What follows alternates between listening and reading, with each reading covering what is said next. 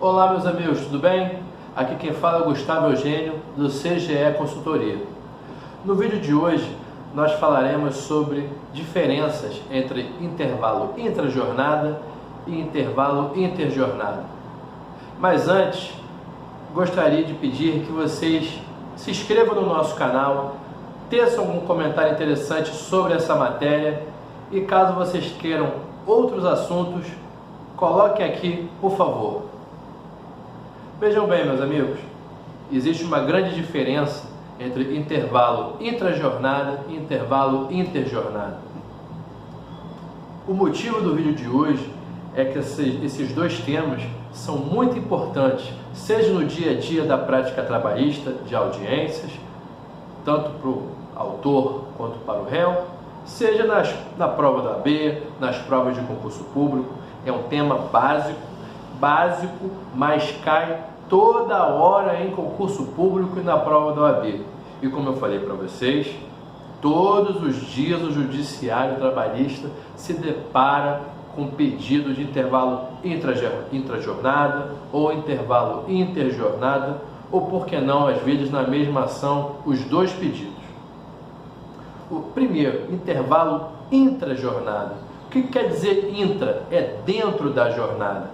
Prevê o artigo 71 da CLT que nos trabalhos que excedam 6 horas ininterruptas, o empregador é obrigado a conceder ao funcionário empregado um intervalo de no mínimo 1 hora. Pode haver acordo coletivo, convenção coletiva, para estipular um horário maior.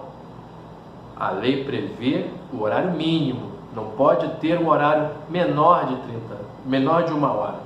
Tudo bem? Nós vemos muito na Justiça do Trabalho que alguns funcionários não tiram o intervalo intrajornada por vários motivos. Seja porque, segundo ele, a empresa obriga, seja porque a necessidade do trabalho ou a ausência de outros colaboradores o obriga a não usufruir desse intervalo intrajornada. Certo é, meus amigos, que o dono da empresa, o responsável, o diretor, a empresa no geral, ela tem que realizar essa fiscalização, porque será muito difícil de você comprovar que você não determinou que aquele funcionário não retirasse o seu horário para almoço. Então você tem que ficar muito atento nesse detalhe. Um detalhe interessante, após a reforma trabalhista, que o artigo 71, parágrafo 4º da CLT, ele menciona dois detalhes muito importantes que foram alterados.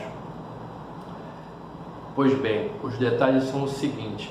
Primeiro, não mais será pago na integralidade aquele intervalo tirado parcialmente. Antigamente, a Justiça do Trabalho, com base na súmula 437 do Tribunal Superior do Trabalho, mesmo que o empregado tirasse um intervalo de 45 minutos e só lhe sobrasse 15 minutos, a Justiça do Trabalho pagava o intervalo integral em seus 50%. Agora, com a reforma trabalhista, no parágrafo 4º, ficou claro que somente será pago pelo empregador a diferença do intervalo suprimido. Ou seja, se ele descansou 40 minutos e só ficou 20 minutos faltando, a sentença terá que completar a sentença terá que estar preenchida ali, condenará apenas esses 20 minutos restantes. Se ele gozou 30 minutos, tem direito a 30 minutos. Se ele usufruiu apenas 20 minutos, terá direito a 40 minutos e por aí vai. Outro detalhe importante, que se vocês estudarem e pesquisarem, a súmula ainda está no TST, mas provavelmente, futuramente, o inciso 1, que fala do pagamento dessa diferença suprimida, será reavaliado, e o item 3 da súmula 437 também foi alterado ali, porque no parágrafo 4º se menciona da natureza indenizatória desse intervalo, desse pagamento. A legislação anterior e a súmula 437 do TST mencionava a natureza salarial. Atualmente, não prevalece mais esse entendimento da natureza salarial, até porque com a reforma trabalhista foi colocado e foi determinado pelo legislador que agora essa natureza é indenizatória. Muito bem, meus amigos, agora eu quero falar com vocês sobre o intervalo interjornada. O que quer dizer o intervalo interjornada? Quer dizer entre as jornadas. Assim prevê o artigo 66 da CLT, que entre uma jornada e o início da próxima jornada, terá que haver um intervalo de 11 horas ininterruptas. Ou seja, se o trabalhador ele sai hoje do seu trabalho, para ele retornar amanhã ao trabalho, tem que ter um intervalo de 11 horas.